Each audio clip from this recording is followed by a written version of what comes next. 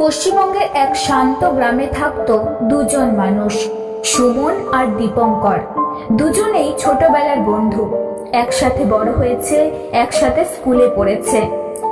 কিন্তু বড় হওয়ার সাথে সাথে তাদের পথ আলাদা হয়ে গেল। সুমন হচ্ছে সৎ পথের যাত্রী। সুমন ছিল খুব সৎ, পরিশ্রমী আর ভগবানে বিশ্বাসী।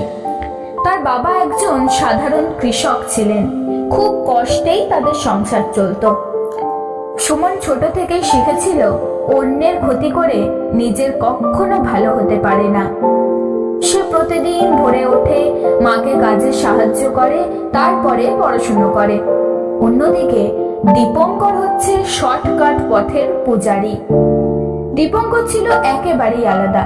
সে ভাবতো এই যুগে সৎ হয়ে কেউ বড় হতে পারে না।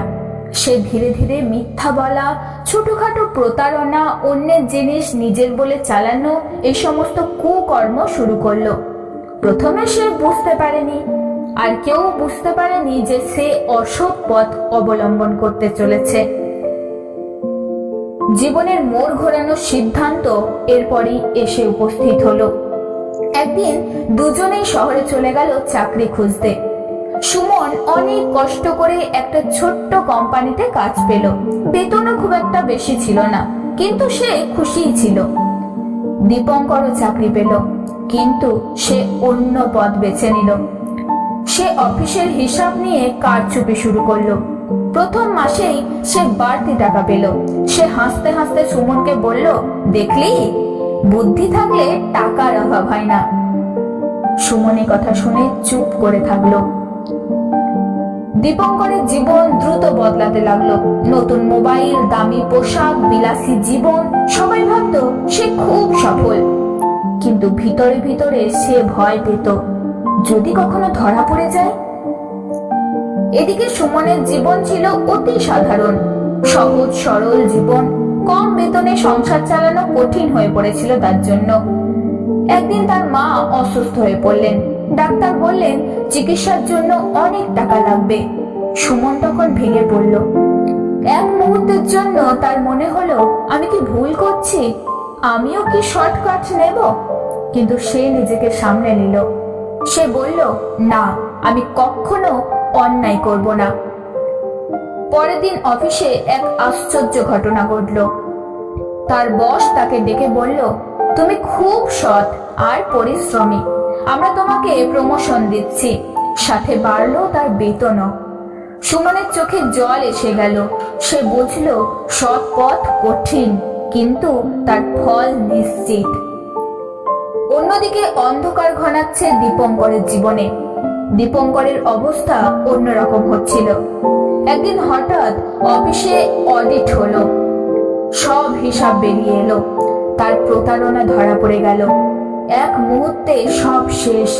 চাকরিটাও চলে গেল, সম্মান তো নষ্ট হলোই। সবাই তাকে এড়িয়ে চলতে লাগলো। তার পরিবারও ভেঙে পড়ল। মা কাঁদতে কাঁদতে বললেন, তুই এটা কি করলি বাবা? দীপঙ্কর একা হয়ে গেল। সে বুঝতে পারল, যেই টাকা সে অন্যায়ভাবে অর্জন করেছিল, সেই টাকাই তার সর্বনাশের কারণ হলো। সে সুমনের কাছে গেল, চোখে জল নিয়ে বলল, আমি ভুল করেছি। সুমন তাকে ফিরিয়ে দেয়নি। সে বলল, ভুল সবাই করে, কিন্তু ঠিক করার সুযোগ সবাই পায় না। তুই এখনো পারিস। দীপঙ্কর নতুন করে শুরু করলো। ছোট কাজ দিয়ে শুরু করলো, কিন্তু এবার সৎ পথে। সময়ের বিচার এইভাবেই মানুষের জীবন বদলে দেয়। কয়েক বছর পরে সুমন সফল, সম্মানিত, তার সুখী পরিবারও হয়েছে। দীপঙ্করে দেখা গেল সাধারণ জীবন, কিন্তু শান্ত হয়েছে অনেকটাই মন।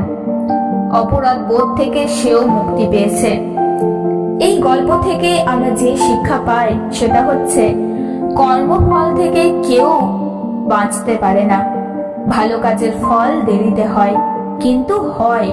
আবার খারাপ কাজের শাস্তি, সেটাও নিশ্চিত। এই জীবনেই আমাদেরকে ভালো এবং খারাপ দুটো কাজের ফলই ভোগ করতে হয়। ভগবান বিচার করেন, কিন্তু সঠিক সময়েই বিচার করেন।